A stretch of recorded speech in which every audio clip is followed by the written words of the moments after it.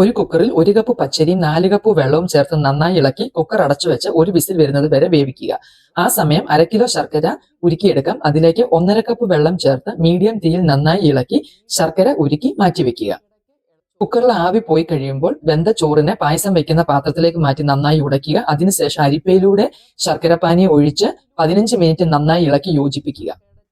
നന്നായി തിളച്ചു വരുമ്പോൾ രണ്ടാം പാല് ചേർക്കാം. 1 ക്യാൻ കോക്കനട്ട് മിൽക്ക് 2 ക്യാൻ വെള്ളം ചേർത്ത് രണ്ടാം പാലാക്കി പായസത്തിൽ ഒഴിച്ച് നന്നായി ഇളക്കുക. 15 മിനിറ്റ് വീണ്ടും ഇളക്കി നന്നായി യോജിപ്പിക്കുക.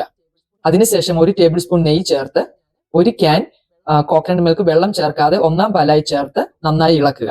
ഇനിയും പായസം തിളയ്ക്കാൻ പാടില്ല. സ്റ്റൗ ഓഫ് ചെയ്യുക. അതിനുശേഷം 1 നുള്ള് ഉപ്പ് ചേർക്കുക. 1/2 ടീസ്പൂൺ ഏലക്കാപ്പൊടിയും 1/2 ടീസ്പൂൺ വീതം ചുക്കുപൊടിയും ജീരകപ്പൊടിയും ചേർത്ത് നന്നായി ഇളക്കുക. അതിനുശേഷം 2 ടേബിൾ സ്പൂൺ നെയ്യിൽ കശുവണ്ടിയും ഉണക്കമുന്തിരിങ്ങായും വറുത്ത് ചേർത്ത് നന്നായി ഇളക്കി യോജിപ്പിക്കുക. ഇപ്പോൾ നമ്മുടെ പച്ചരി പായസം റെഡി.